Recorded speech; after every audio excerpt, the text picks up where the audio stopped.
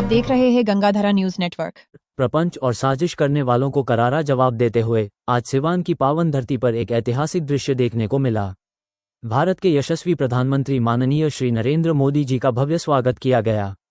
इस अवसर पर राष्ट्रीय लोक मोर्चा के राष्ट्रीय अध्यक्ष, राज्यसभा सांसद एवं भारत सरकार के पूर्व मंत्री माननीय श्री उपेंद्र कुशवाहा जी ने उनका गर्मजोशी से अभिनंदन किया। ये स्वागत न केवल राजनीतिक सौहार्द का प्रतीक था, बल्कि यह भी दिखाता है कि जनता का भरोसा और समर्थन किसके साथ है। भीड़ की गूंज और समर्थन ने ये स्पष्ट कर दिया कि राष्ट्र निर्माण के मार्ग पर प्रधानमंत्री मोदी और उनके सहयोगियों का जलवा आज भी कायम है। नमस्कार, मैं विवेकानंद पटेल, गंगाधारा न्यूज नेटवर्क का टीम यहाँ पर कैमूर में आ चुकी है।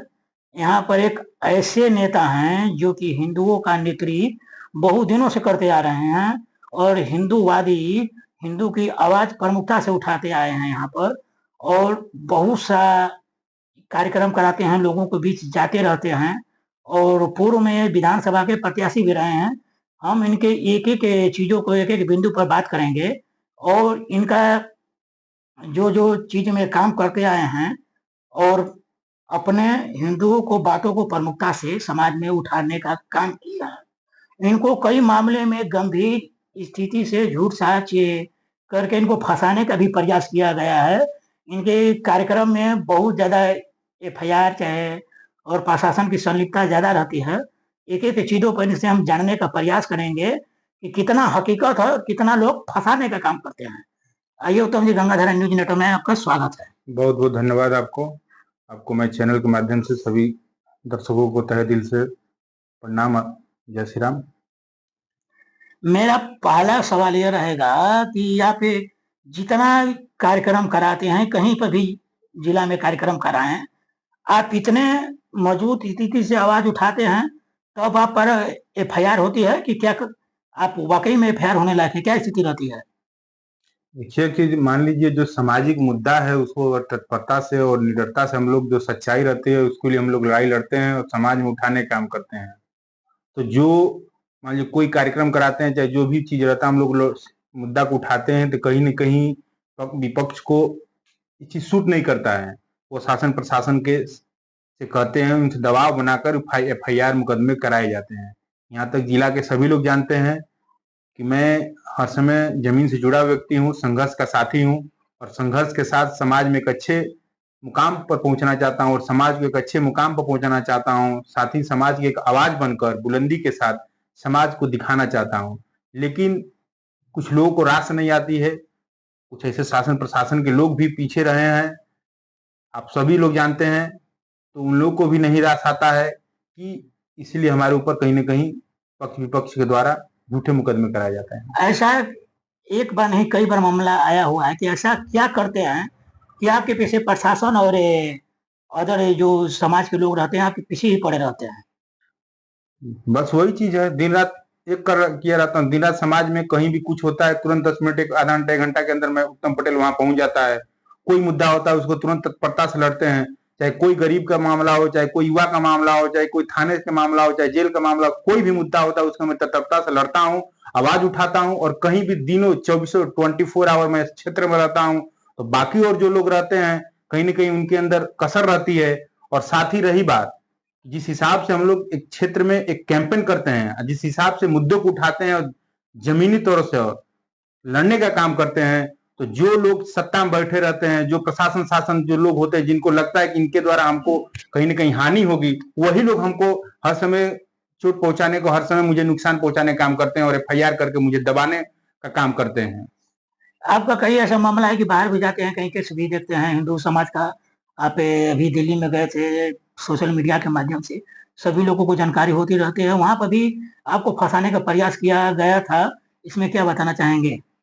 हाँ, अभी मैं इसके पहले हाईकोर्ट मामला में तिवारी जी को, हिंदू सेठ तिवारी जी के मामले को लेकर, लखनऊ के जिनकी हत्या हुई इनको लेकर हम लोग गए थे इलाहाबाद में। और वहाँ यहीं के द्वारा, यहीं के कहीं बाहर के लोग नहीं, कैमूर के ही कुछ ऐसे लोगों के द्वारा साजिश रची गई थी, उत्तम पटेल को जेल भिजवाया जाए, उत्तम पटेल को जेल में बंद करा जाए, उत्तम पटेल को फंसाया जाए, तमाम तरह से। मगर कहीं न कहीं हमारे ऊपर, हमारे समाज और युवाओं का, और साथ ही मैं अपने कर्मों का, जैसा मैं कर्म करूंगा उसके आधार पर मुझे कहीं न कहीं एक अच्छाई और कहीं ना कहीं मुझे एक पहचान मिलती है, और मुझे उसी का बदौलत है कि मैं कहीं भी फंसने काम नहीं हुआ है। आप पूर्व प्रत्याशी हैं विधानसभा के, पूरे जोश होश के साथ लड़े थे, युवा हैं यहाँ पे, और यहाँ पर एक पूर्व मंत्री हैं और एक मंत्री अभी फिलहाल में हैं। उन लोगों के 55-10 साल देखा जाए कैसे किस प्रकार से चैनपुर का विकास हुआ है, नहीं हुआ है, आप जनता के क्या संदेश देना चाहेंगे इस संदर्भ में? देखिए, चैनपुर का जो मंत्री, पूर्व मंत्री और मंत्री हैं, आप पहले उन लोग से पूछ लीजिएगा कि कितना विकास किए हैं। एक लोग का इतना, एक जो वर्तमान मंत्री है इतना बढ़िया विकास किए हैं कि विकास हुआ है। कभी सड़कों पर हम 2-4 गाड़ी से उनको देखते थे, आज 10 गाड़ी से देख रहे हैं स्कूटर के साथ। ये विकास हुआ है उनका। और पूर्व मंत्री का जो कभी हम उनको कहीं किस हालात में देखते थे, आज उनका तना हुआ है। और चुनाव में, इस पूर्व चुनाव में किस तरह से पानी पैसा की तरह बहाए थे, विकास हुआ है उनका विकास हुआ है। क्षेत्र का विकास नहीं हुआ। कोडर में जाइए आप, सब मंत्री विधायक बन के कई बार हो चुके, मगर कोडर में अभी तक नहर का जाल नहीं बिछा। विकास हुई यहाँ ये लोग के। और ये लोग दूसरे का केंद्र का जो चीज रहता है, केंद्र का लाभ को लोग अपना ही लाभ बता देते कि हम लोग दिलवाए हैं। ये लोग ऐसा में आदमी है, सबसे बड़ा झूठा आदमी है ये लोग। तो आप हिंदू समाज की लिए काम करते हैं, उनके आवाजों को उठाते रहते हैं, और आपके विधानसभा के प्रत्याशी भी हैं, तो अपने क्षेत्र के लोगों को क्या बताना चाहेंगे, किस और उन लोगों का अपना काम लोगों को बताएंगे? देखिए, दूसरा चीज के क्षेत्र में हम लोग तो लगातार चुनाव, उस बार हारने के बाद भी क्षेत्र में लगातार हम लोग हैं। और जमीनी स्तर से कोई ऐसा घर नहीं है, कोई ऐसा गांव नहीं है जहां मेरी आवाज पहुंचती नहीं हो। जो लोग एक फोन पर, मैं दौड़ने का काम करता हूं, चाहे अस्पताल हो, चाहे थाने हो, चाहे ब्लड की जरूरत हो, चाहे तमाम जो चीज है, तो मैं एक खुला किताब हूं। मुझे बताने की जरूरत नहीं है कि उत्तम पटेल क्या चीज है। मैं खुला किताब हूं। और मेरा 3 ही मुद्दा है, सामाजिक, मानवता और धार्मिक। समाज की लड़ाई कोई भी हो, अगर किसी भी बहन बेटी की शादी हो, अगर कोई मुझे याद करता है तो हम लोग कहीं ना कहीं उसे वहां जाते हैं, एक अच्छा सहयोग करते हैं, उनके साथ मिलजुल कर उनका शादी को संपूर्ण कराते हैं। कोई बीमार रहता है, कोई भी समाज से हो, उनको हम लोग इलाज कराने का काम करते हैं। और रही बात विधानसभा की, तो कहीं न कहीं अगर मैं समाज के लायक रहूंगा और युवाओं का हक की लड़ाई लड़ने योग्य रहूंगा, तो युवा जरूर एक न एक दिन मेरे ओर नजर डालेंगे, समाज के लोग जरूर मेरे ओर डालेंगे। मैं इस बार भी चुनाव लड़ रहा हूं अपने बेस वोट पर, बेस मुद्दे पर, बेस कार्यों पर, जो मैंने समाज को लगातार करने का काम किया है। और मैं कोई, आप लोग जानते हैं, कोई मेरा उतना दिखावा नहीं है। अभी तो आप लोग वर्तमान में चुनाव आ गए, आप लोग खुद देख रहे हैं, मीडिया बंधु हैं कि 3-3 4-4 गाड़ी घूम रहे थे। आज कुल विधायक 2-2 3-3 नाल ले हुए। एक को थोड़े के पूछे 2-2 4-4 वो केस, 20-20 केस लेके तब पर भी आदमी घूमते हैं। मगर एक चीज, दिखावा नहीं, होने होकर रहेगा, दिखावा नहीं, भौकाल नहीं। वही जो हम लोग, जो 10 गाड़ी से मंत्री लोग घूम रहे हैं, अगर 5 गाड़ी का तेल का प्रतिदिन का महीना का जोड़ के एक लड़की को दे देंगे, तो उसका ढंग से शादी नहीं हो पाएगा। वही लोग नहीं, ये भौकाल में है। तो हम लोग भौकाल से बहुत दूर रहते हैं और सादगी से रहते हैं। हाँ, और एक चीज है, समाज के मान सम्मान के लिए कहीं भी अगर रहेगी हक की लड़ाई लड़ने के लिए, तो व्यक्ति हम लोग खड़ा रहा है, खड़ा रहने काम किया और खड़ा रहे हैं। एक बात बताइए कि चैनपुर विधानसभा में 4 प्रखंड आते हैं, और उन लोग, एक पहाड़ी इलाका भी आता है, अधौरा, सब लोग जानते हैं। बताइए कि वहां पर चारों ब्लॉक में कैसे कैसे समस्या आपके पास आती है, जिसको लगता है कि जनता की समस्या है, उसको विधायक बनने के बाद आप पूरा करेंगे? देखिए, सबसे बड़ा चीज, आप चारों ब्लॉक को, तो मैं चैनपुर हुआ, चांद हुआ, भगवानपुर, अधौरा, मैं अधौरा ब्लॉक का बताता हूँ।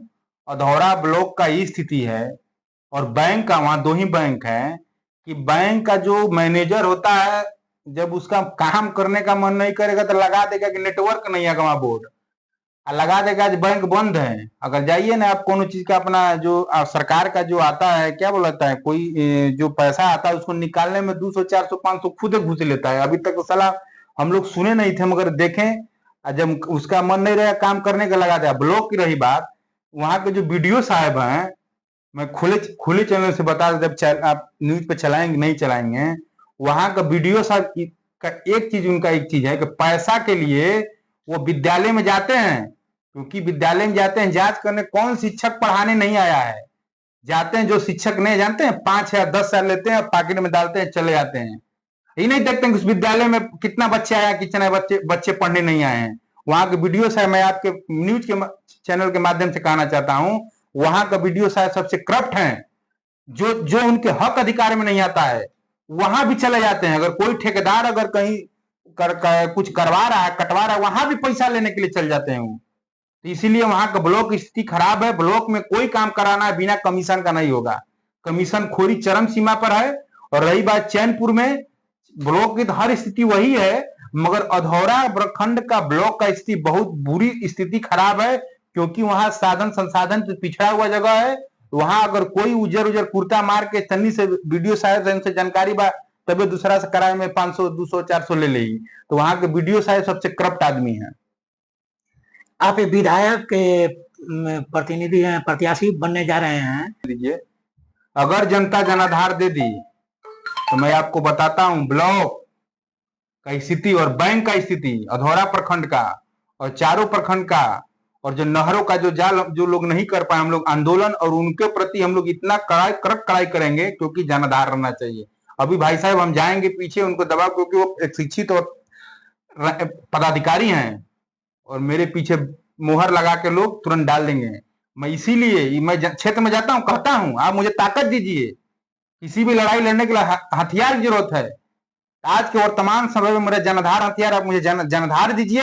देखिए मेरा करनामा, मेरे अंदर जो जज्बा है, मैं करने का काम किया हूं। मेरा इतिहास भी कहता है कि मैं किया हूं और करने का अंदर जज्बा रखता हूं। नवंबर के बाद कैमूर में बदलाव होगा, आप देखिएगा कैसे होगा। एक आखिरी सवाल है उत्तम भाई, आप हिंदूवादी के हिंदू को बातों को उठाते हैं, आवाजों को प्रमुखता से, क्या मानना है कि हिंदुस्तान हमारा है, इसमें सब धर्म के लोग रहते हैं, सब जाति के लोग रहते हैं, सब मजहब के लोग रहते हैं, और सभी ने आजादी के लड़ाई में अपनी अपनी कुर्बानियां दी हैं। आप हिंदू की बात प्रमुखता से रखते हैं, रखनी भी चाहिए। सभी लोग अपने जाति समाज संप्रदाय की बात को करते हैं, आप जाहिर सी बात करें, लेकिन आप क्या मान सकता है कि हिंदुस्तान का सारा मुसलमान चले जाएं, कहाँ जाएंगे?